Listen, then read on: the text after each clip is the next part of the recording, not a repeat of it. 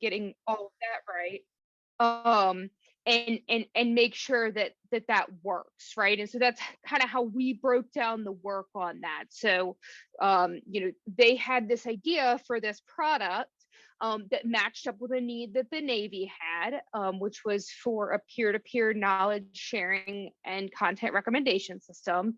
And the need is that they needed help with the research on the content recommendation, machine learning, AI side of things.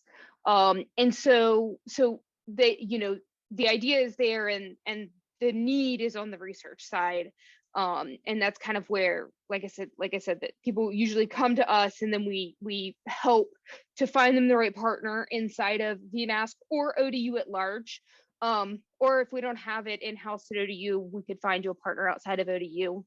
I've never not been able to help somebody out. Like, if it's not me, I can find somebody within the university usually. But and then kind of start to go from there and build out a plan, and then execute that plan as a phase one. The other thing is that because phase one is so short, the best success I've had is when you have your transition customer for phase two identified kind of before your phase one even starts. So anytime I've done a phase one where I haven't necessarily, if you're kind of going in and you're not really sure who that transition customer is, we've had a lot rougher time because we're trying to get the phase one work done, and they're trying to, find somebody who is willing to put up those matching funds at the same time. And so I haven't seen that much success in that area. I'm not saying it doesn't happen. I've just not seen it on the sitters that I've worked on. So that's kind of the way that I've had the most success working with them.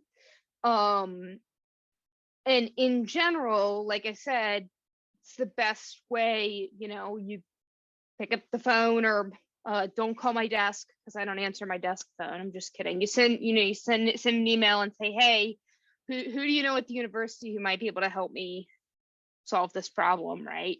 And hopefully, we can work around and find somebody who can do that work.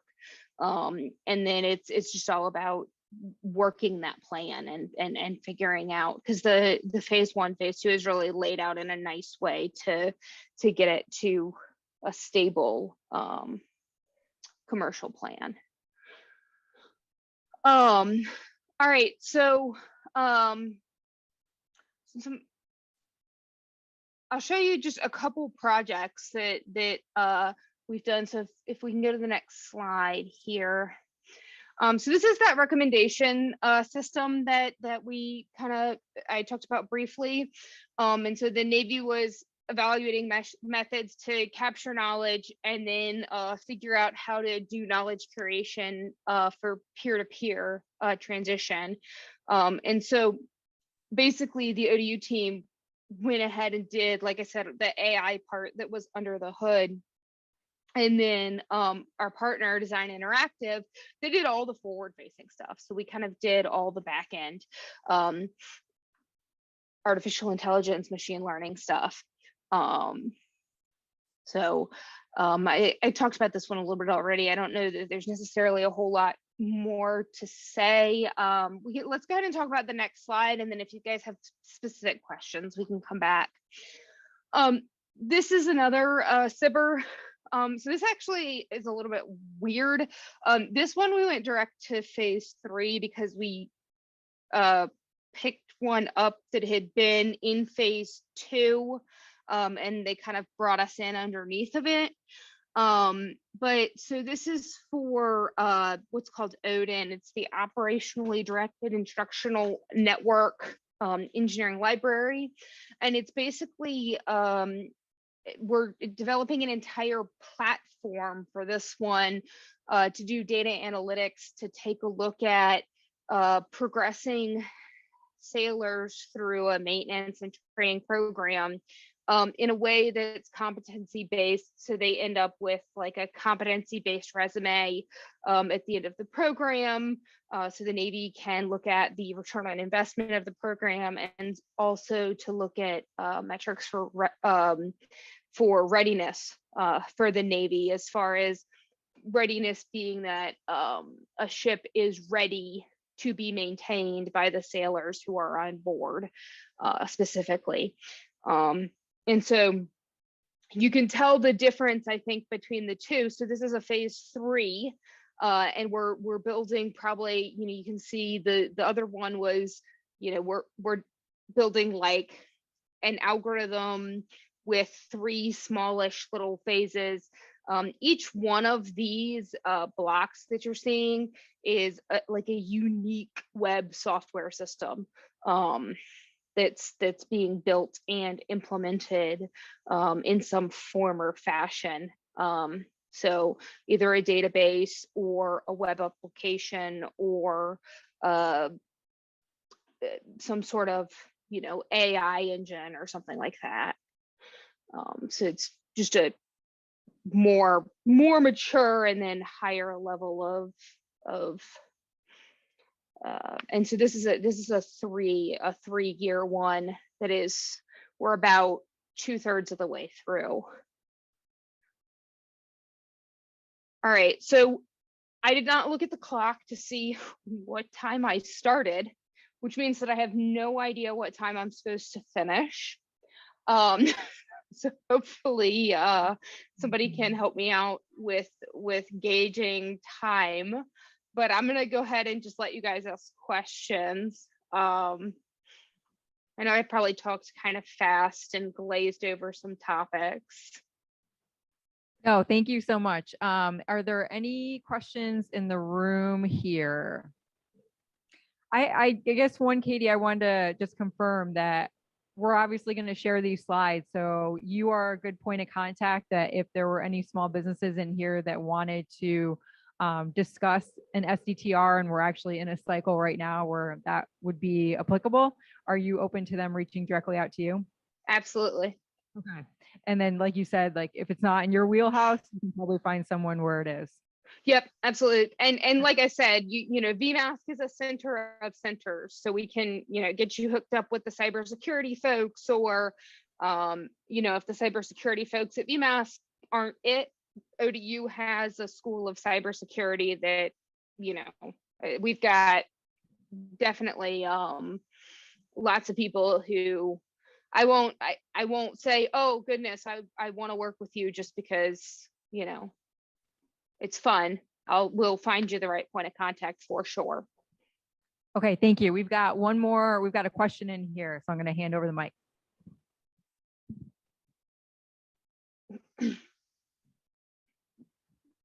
On your slide, it said that 30% of the funding for STTRs has to go to the academic institution. What is that funding usually used for? Is it to buy equipment or stipends for students, or? So it depends, but in general, we use it to pay for research time. So we usually do not use it to buy. I've never used STTR money to buy equipment. If we were building something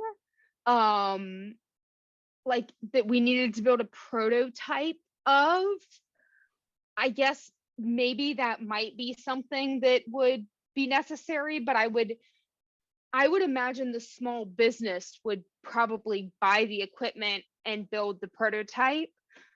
Usually we're doing analysis or something like that, and so it's paying for the research time.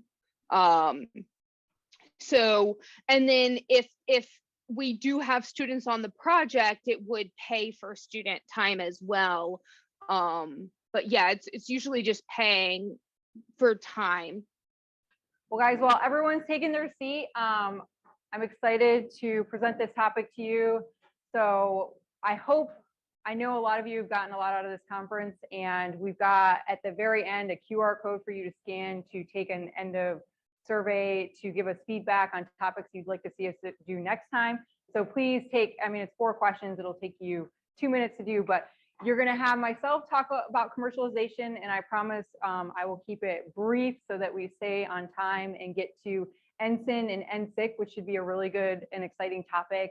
Abby's going to conclude us or take us to the end from 3:15 to 3:45. So part of my discussion today is going to be commercialization, but part of it is I want to tie everything together that we've heard. So we heard from our government folks this morning on SBIRs. We just heard from Katie on STTRs. So I want to kind of tie a big bow around that and then how that works with commercialization in phase 3. So again, my name's Tina Bove. Yes, they can't hear me. I feel like I can hear myself. Let me try this mic. Okay, can you guys hear me now? Online especially? Okay, good. All right. I just gave that great introduction, but all right, so really quickly, what I'm going to talk to you today, so Tina Bove, I'm going to kind of take what we talked about this morning from our government customers. I'm going to take what Katie just talked about with STTRs. I'm going to tie a big bow on it and transition that into transition and commercialization phase 3. So that's kind of what I'm going to wind up talking about. So Tina Bove, again, if you have not, especially online, but in person, if we haven't met, I'm with C5BDI. So we are a woman-owned small business that is local here to the Virginia Beach area. And really what we do, we help emerging technology companies take their great technology and bring it to the government space. And we do a lot of that through SBIRs, STTRs, and other non-traditional contracting forms. So again, as I kind of tie this bow on everything, I think it's good just to, we've heard a lot about SBIRs, but where they got their start. So right, they were established by Congress in 1982. And then really it is all about, like we've heard, bringing that innovation from small businesses into the federal government space. And you can see there, unfortunately, the latest numbers that are out on the SBA site are from FY19, but they did over $54.3 billion worth of work in FY19. And then again, kind of tying in that SBIR and STTR program with it. And so the goals of SBIR STTR, again, we've heard a lot of this today, but I think it's good to just kind of see these up here as we conclude this presentation. Meeting those research and development needs, bringing that innovation from the commercial space into the government space. And then, again, we just heard from Jerry, those socially, economically disadvantaged small businesses, that's a big deal to the government space. So those WOSBs, women-owned small businesses, small disadvantaged, veteran-owned small businesses, and the list goes on. So fostering and encouraging them to participate in these programs. And then again, tying in with R&D between industry and research universities with small business technology transfer. And I don't think we ever actually, fully touched on this, is what does a small business innovation research firm look like? There aren't a lot of criteria. So as you can see up here, it's got to be a for-profit, US owned and operated company with under 500 people. That's kind of the standard. Any work that you do has to be done in the US. And then we're not, you're not focused on purchasing equipment or anything like that. It really boils down to research and development, R&D. And then you can see, again, this is across all the federal agencies participating, but phase 1, at the end of a phase 1, you can see the dollar amount is lower than a phase 2 and a phase 3, because at the end of a phase 1, you're taking your concept, you're doing some research on it, and then usually it's just a white paper or a final report that you owe to your TPOC, your government customer. And then if awarded, to move on to a phase 2, you're getting into that prototype development. So you're taking that white paper, you're working with your government customer, your TPOC, and then you're actually showing them something at the end of it. So it's not just a white paper, but you're actually showing them a prototype. So that you're given more dollars and you're given more time to actually do that. And then obviously phase 3 commercialization is the ultimate end state, and I'm going to talk a little bit more about that coming up. And then again, kind of breaking down, you can see across those 11 federal agencies that participate in SBIRs, the majority of it going to DoD, Department of Defense. Health and Human Services was a close second. Again, unfortunately, these numbers are from 2019. But we just kind of touched on this with SBIR versus STTRs, and Gerald asked a question too. So the big difference between, right, SBIR, you can absolutely partner with someone. You can bring them on as a subcontractor. You can do that. And there's different requirements for the amount of work that the prime has to do on a phase 1 versus a phase 2, but you can absolutely partner. STTR, you absolutely have to partner with a university, a federal lab to be able to apply to a STTR. And then that's where the work share gets in, that work requirement. So for an STTR, the prime, the company has to do a minimum of 40% work, and then the university has to do a minimum of 30%. So, right, that's only 70%. That last 30%, you can divvy up however you want. You could bring in another partner, the prime could do it. And that's where Gerald had also asked, like, you know, what does a university do with that 30%? I mean, typically it's to labor and to do actually that R&D. But sometimes, you know, it is heavier on the university. The university is going to do more upfront, maybe in the phase 1 R&D, so they might get some of that additional share. But a lot of that is geared towards people, labor, and actually doing that R&D.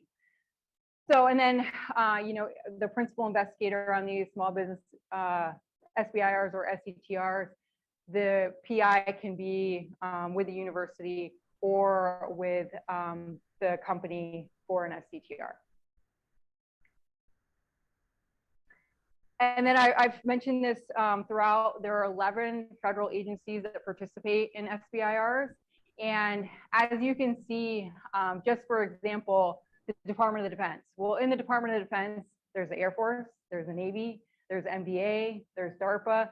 So there's multiple agencies within each of these, and Health and Human Services, you know, there's a CDC, NIH. So while there's 11, there's a lot of organizations underneath all of these that do participate in SBIRs. Okay, so really kind of the crux of what I wanted to talk about, I have a couple of slides on this, and then welcome to open it up for discussion. I forgot to mention Mark's here with me, so we can take any questions that you have. So, right, the ultimate goal of winning a phase 1 or phase 2 is to transition it, commercialize it, and that's typically through a phase 3. So you can see, Chris had even mentioned the policy directive up there and that quote from there. But really, the goal is to get funding outside of SBIR, because that is the one type of funding that cannot go on in SBIR phase 3. So either from the private sector or non-SBIR government dollars, you're going to get that, obtain that, and then you're going to take your phase 1 or your phase 2 prototype, and you're going to create a commercial application, do some additional R&D. You're going to create a product or service, or you, like I said, you can continue that R&D that you've already started with the phase 1 or the phase 2. And I know Bob had mentioned, so each, you know, the Navy has a phase 3 guidance. I actually pulled that graphic from the Air Force One. They do have a lot of good graphics in there. So those are all very helpful tools that you that are out there that you can use. But this slide I think is my favorite because it kind of sums up a lot of the different pieces in there. The big thing with a phase 3, it has to derive from, extend, or logically conclude what you did in a phase 1 or a phase 2. And I keep saying phase 1 or phase 2, and I hope that's clear that you can have a phase 3 off of just a phase 1 contract. So just that idea, that R&D in a phase 1, you can immediately take that to a phase 3 contract. So because you have competed at the phase 1 and or the phase 2 level, you now have this sole source capability. You do not have to compete it for a phase 3. You've already met those requirements. So it tends to be much more streamlined acquisition than traditional government contracting. And important to note too, that the prime does not have to do 51% of the work. So bringing additional work to it as task orders or bringing on subcontractors, they can do the majority of the work. So the majority of the work doesn't have to be done by the prime. And then, right, you can incrementally fund this as you go through the contract. And then there's no time limit between when you started the phase 1 and when you can start a phase 3 or the phase 2. And then, as I mentioned before, right, that products, production services, or R&D are all fall under the blanket of what a phase 3 can actually look like. And for those, working in the secret or top secret space, that can absolutely be brought to the phase 3. And then, the size standards for that I talked about previously don't apply to phase 3. So a large can start a phase 3. And I think, yeah, that is it. So I'm hoping there might be a couple questions, but if not, I completely understand that it's the end of the day. But like I said, Mark and I, we're here locally, and you'll get these slides too, so you can absolutely connect with us. But anyone have any questions? Do you all have any tips or recommendations for folks going through the phase 1 and 2 process that would, I guess, help best align them to commercialization success, getting to phase 3? Well, I think like your guys' discussion earlier was those conversations with your TPOC, who your government customer is, understanding their needs, and then really like starting that conversation early on and having those starting at the phase 3, like what does a phase 3 look like? How do we transition this? How do we commercialize this? Starting those conversations early, because in order to get to a phase 3, you've got to have a customer and they've got to have money. So, and sometimes those phase 1 customers are not going to be the funding source for a phase 3. So it's working though. I think most of the TPOCs are willing to work with you, especially if they love what you do, and going out and finding where can we find the funding to actually transition this to a phase 3. So the sooner you can start those conversations, I think will help you, transition to a phase 2, because you've got then a good plan, but then ultimately get you to that phase 3 where you can, set up those larger contracts. So yes, good question. Good question. Yes, sir. Okay. All you. Thank you. So a couple of slides ago, you mentioned needing outside funding. Does that in the form of like raising capital, or is that just having like a commercial customer that's procuring your products or services? So when it comes to actual commercialization? Correct. Yeah. To meet that criteria. Okay. Yeah. So, with the phase 3, right, the biggest thing is it's got to be non-SBIR dollars. So yeah, it can be other forms of government funding. So as long as it's that non-SBIR funding, you're good. I hope that answers your question. Yeah, I was just wondering if like raising capital was. Raising capital wouldn't necessarily fall under that, but yes. I mean, yeah, no, right? Not raising capital. Anything else? Yeah, I'm just curious, like how, because a phase 3 isn't like responding to an open topic or an RFP. You really have to shape it yourself. Yeah. Really just curious to know like the best practices for doing that, because that's takes a lot of legwork and a lot of salesmanship, I would say. Yeah. And again, it's kind of starting with that phase 1, or if you're lucky to start with like a phase 2 contract. I think starting those conversations early, because clearly if you've gotten to a phase 2, you've got some type of interested government customer. But like I said, like that isn't always going to be the funding source. So usually they can help, navigate that. And I mean, that's, partially what we do too, is help navigate those roads of where can we go find those funding sources. And again, it's not always even within, say it was a Navy topic, but we found an Air Force customer, like we can cross over to other federal agencies. So I think starting that conversation early is really important, and understanding your landscape.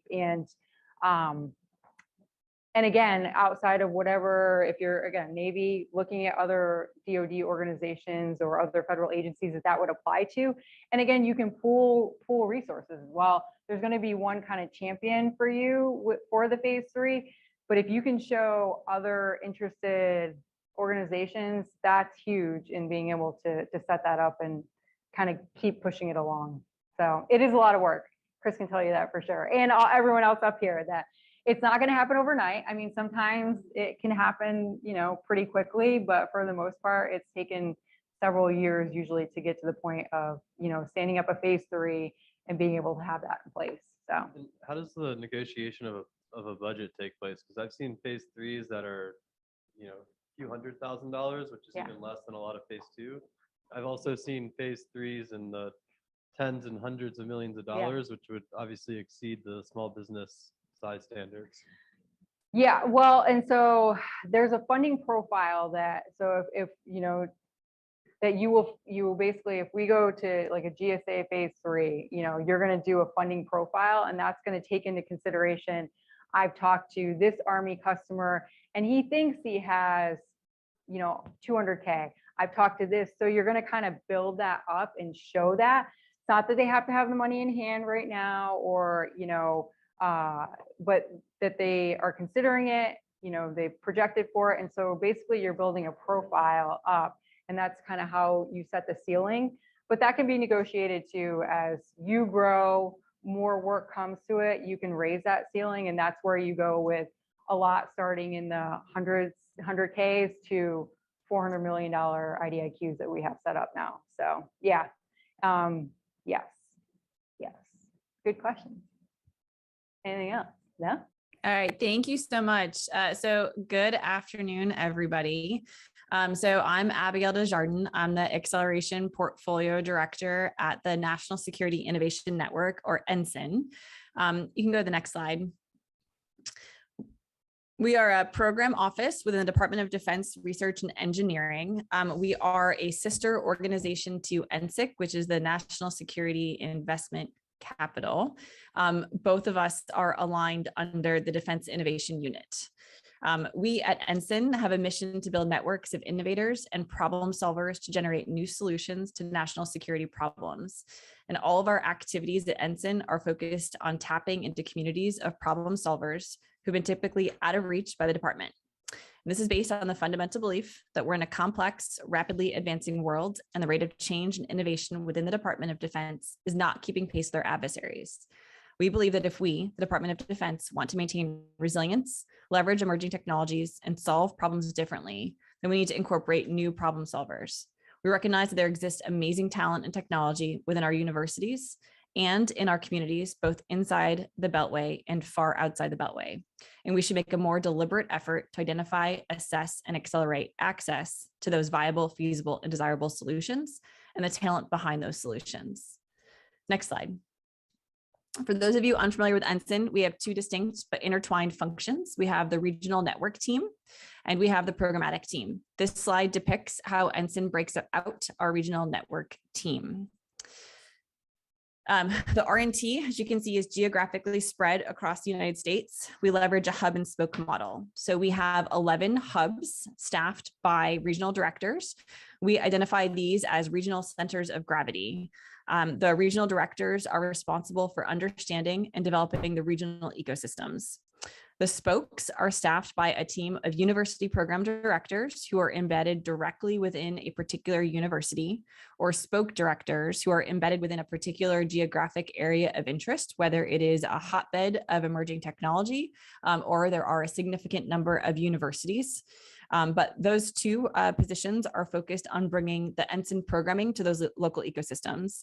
We currently have 20 university program directors and 2 spoke directors across the United States. If you go to the next slide, please. On the programmatic side, we offer 3 lines of programming via a portfolio structure. And our programs are built to provide support to the services and OSD for any problem across an incredibly broad spectrum, from the hyper tactical to policy and beyond. We recognize there are a lot of innovation organizations that are pursuing solutions to these big problems, the grand challenges that the nation faces, like AI, 5G, hypersonics. We work on those too, but we also believe the small challenges that our service members face every day in completing their mission deserves just as much attention.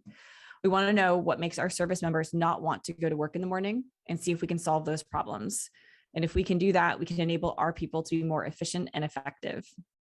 So our national service portfolio creates pathways to inject new talent into the Department of Defense. Within this portfolio, we have a variety of programs and pilot programs spanning the gamut of matching and bringing academic subject matter expertise to the Department of Defense, to fully paid government civilian fellowship programs for STEM talent to be placed inside of congressional or DoD offices. The collaboration portfolio integrates new communities of problem solvers. We host programming events such as collision events that are designed to put problem solvers, war fighters, and fresh perspectives from both in the same room to solve problems in a time-bound period. Ranked positions and titles are left at the door while participants' creativity is set free. It's within this portfolio that we offer Hacking for Defense, which is a university course credit class that takes DoD problems and puts them into the hands of the US's top universities to see what solutions teams of students can come up with over the course of an academic semester. And then, of course, we have the acceleration portfolio. Within this portfolio, we work with, and in some cases, develop dual use early stage ventures to address capability gaps. And I have some slides that will go into this in more detail. Next slide, please. You can go to the next slide. So now I'm going to spend a little bit of time talking about our programs, and I'll take questions at the end. So Emerge is one of our pilot programs where we are seeking to establish T2 partnerships with universities to spin out new dual use ventures that's based on existing university intellectual property that correspond to the DoD's urgent and critical areas of technology development. We're thrilled with the level of interest that we received in this pilot program. We've received over 223 teams or tech nominated by 18 universities from across the United States.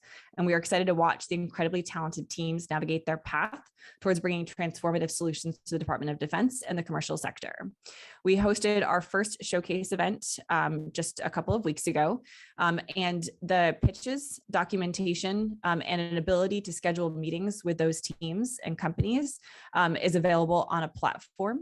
If folks are interested to see those pitches and to gain access to those teams, just shoot me a note afterwards. My contact information will show at the end, and I'm happy to give you access to that platform. It will remain open until May 6th. So there's a little bit of time for folks who are interested.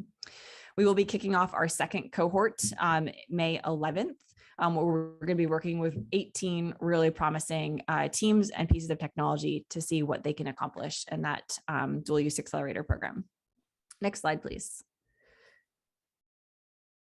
In the same vein of creating companies, NSIN's Foundry program takes technologies that have already seen significant investment and development from the Department of Defense labs and pairs them with teams of entrepreneurs who can commercialize the technology and bring a dual use company to market through licensing agreements. We have strategic partnerships in place with the DoD laboratories, and this year we've just expanded to include Department of Energy labs, FFRDCs, and UARCs to identify the most relevant technologies that meet urgent needs in the services, and the national network of entrepreneurs and innovators who are eager to turn critical technologies into viable dual use startups. To date, we've identified over 70 pieces of technology that have dual use potential, but more importantly, commercialization potential. We have seen 26 companies form out of this program in just the last 2 years, and we're tracking over 40 company formations over the last 5 years. The companies over the last 5 years have gone on to secure almost $9 million in DoD funding and almost $6 million in private capital. Next slide. The Propel program partners with commercial or dual use accelerator programs to run targeted accelerator programs on specific DoD problem sets. Typically, we work with TRL 4 to 6 solutions and look to help to foster a better understanding of the Department of Defense customer needs through customer discovery sessions, along with sessions on how to prepare your business to work with the department. We've helped over 95 companies through this program over the last 5 years. And those companies have gone on to secure over $105 million in DoD funding and over $105 million in private capital. At least 2 of those companies are on track to become programs of record within the Department of Defense.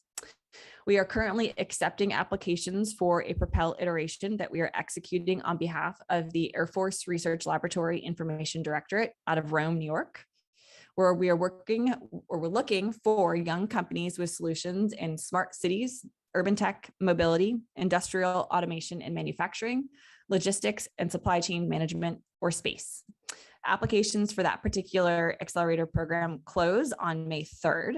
And you can find information on the website, which is ensign.mil/propel-2022. So just add on hyphen 2022 to the end of the website listed below. Next slide, please. So STARTS is our showcase event where we feature new ventures that have solutions, typically TRL 6+, that are in demand by a specific DoD mission partner to address a specific problem set.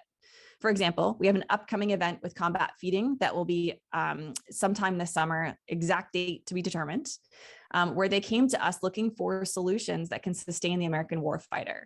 Specifically, they're looking for solutions that include food preservation, stabilization, and densification technologies, and foods that can support human performance or optimize gut and immune systems. Although we've not yet opened applications for that iteration, you can monitor our website or LinkedIn page for notifications of when the application goes live. Next slide. So this is our newest program to the portfolio Vector. This is our program, which is designed to offer Ensign alumni, which we identify as teams and really, really early companies who have participated in other Ensign programming. We give them an opportunity to participate in a dual use accelerator program where they receive education on how to do business with the department, opportunities to refine their pitch, and exposure to the larger Ensign network through showcase events and mentoring sessions. Applications for the fall cohort of Vector is live right now on our website. The company you see profiled here is actually a pretty fun story. We had 3 kids who took a gap year from college at the start of the pandemic. They sat there and said, do we want to do virtual learning for this year, or do we want to focus on this idea that we have an extreme passion for? And they chose the latter. So they have actually gone on to secure NSF funding. They're also in talks with a big commercial company to deploy their solution on vehicles, and they have will be graduating soon and are moving their company and themselves to New York to really focus on spinning up their company. So we're really excited to see this young company succeed and see where they go in the future. Next slide. So this is just a snapshot of Ensign by the numbers. We have been around for almost 6 years at this point. As you'll see, our numbers here only reflect in the FY 2019 to 2021.